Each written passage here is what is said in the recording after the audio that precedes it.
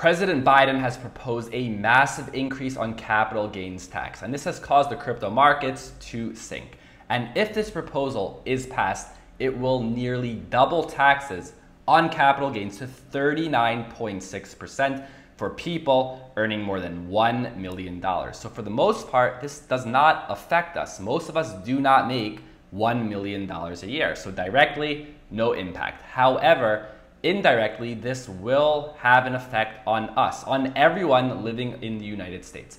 And in this video, we are going to discuss whether this tax proposal, if passed, will ruin the United States. And also, I need you guys to put your comments and opinions down below because I want to know what you guys think about this tax proposal. This is definitely a situation where there's going to be all sorts of opinions, left, right, every direction. So make sure to put your comments down below. And with that being said, let's get into the content.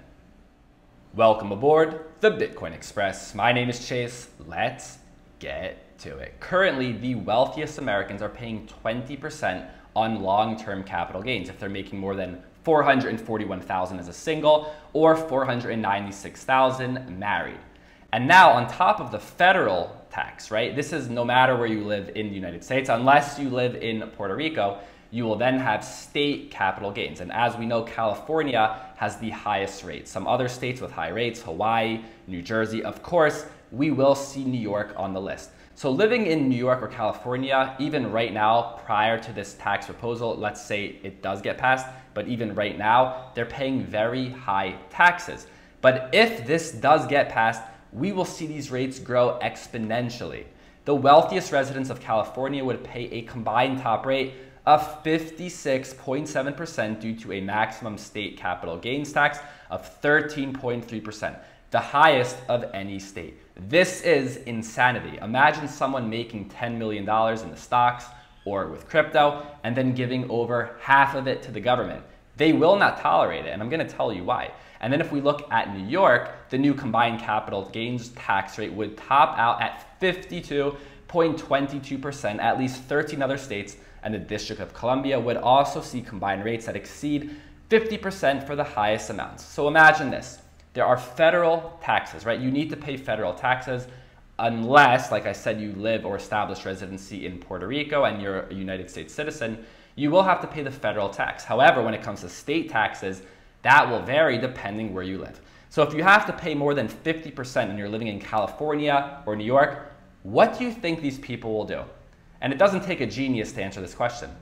They will pick up and they will leave. And surprisingly, this is something that politicians do not understand. Of course, politicians are smart. That's how they got to where they are today. But they are an older generation and they do not understand that we live in a world now of capital flight. You can pick up and you can build wealth from anywhere in the world. And we already saw it this year at a micro level, even prior to this proposed tax plan.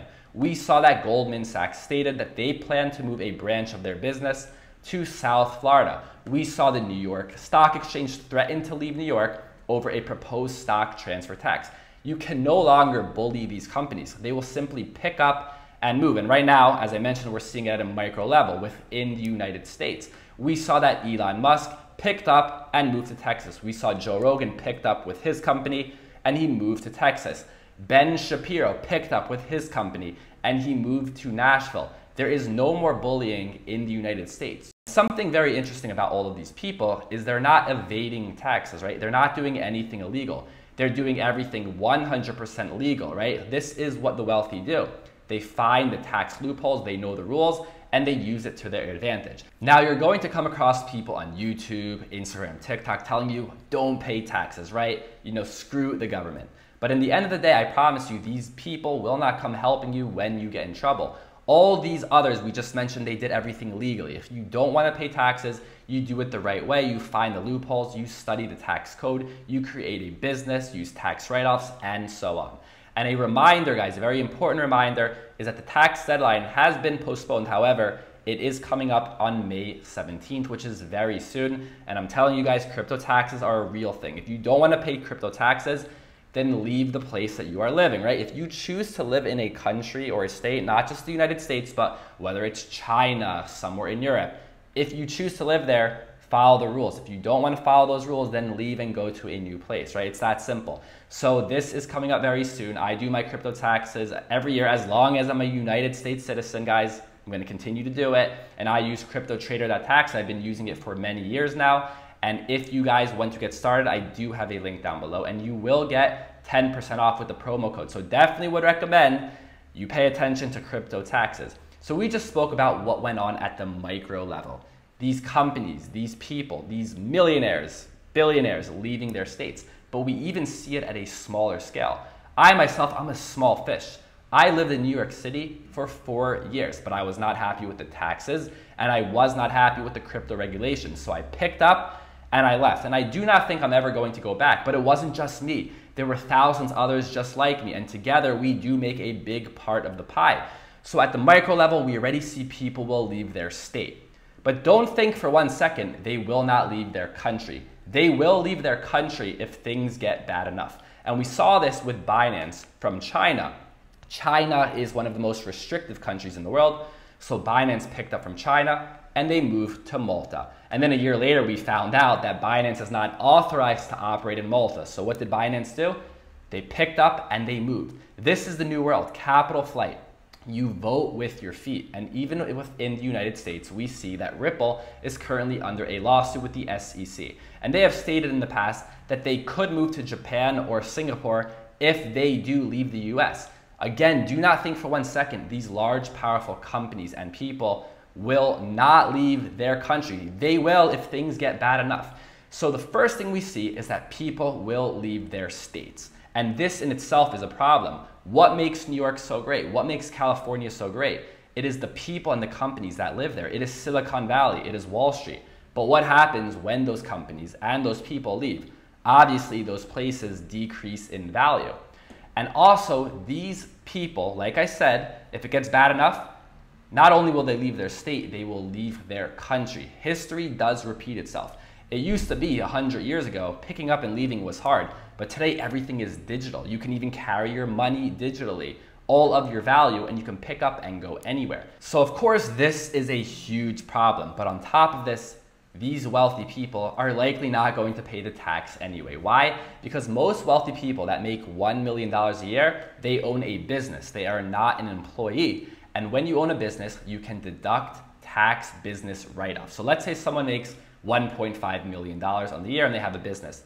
They can very easily deduct that to the point where they make under $1 million, whether they spend it on things they actually need or on things that they want and they use it as a business expense. For example, let's say someone goes on a vacation, but they make sure on their vacation they set up a few business meetings, they meet with a client.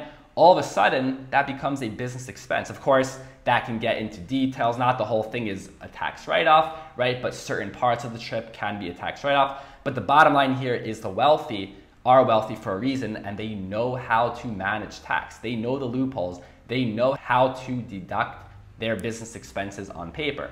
So anyways, you're just scaring people off now. Now you're gonna have a lot of people not paying the tax anyway. Also, what wealthy people do is they take collateralized loans, whether it's stocks or crypto, they put it up as collateral and they take a loan against it. By doing this, they defer taxes. They don't have to pay taxes at that moment. I mean, even you can do this today with Celsius or BlockFi. So it seems that yes, there's going to be positives to this tax proposal. Of course, they're raising this tax so they can take this money and put it into the economy. But I do believe the negatives outweigh the positives. But that's just what I think. I need to know what you guys think, right? A lot of people watching this video might think this is very good, right? Tax the wealthy, tax the rich, which might have been a good idea, I would say, 20 years ago. But because the world is so digital now, these powerful companies, they're not going to be bullied anymore. They're going to pick up and they're going to move. But obviously, I could be wrong about that. I do think if this gets passed, it will not be good for the future of the United States. The United States has not been the best when it comes to crypto and blockchain as well. They have not been the worst, I would say. They didn't ban it. You know, they do have their rules in place, but they definitely have not been very friendly. And especially with these taxes and also with companies creating and developing blockchain projects have not been very friendly. And I do think the United States still has time to change their stance on the crypto space. We are still a world leader. We are far ahead of many countries. But if we don't innovate or change, eventually, we will fall behind. Put your comments down below. Let me know your opinions. Like this video, subscribe to the channel. Thank you for listening, and I'll see you next time.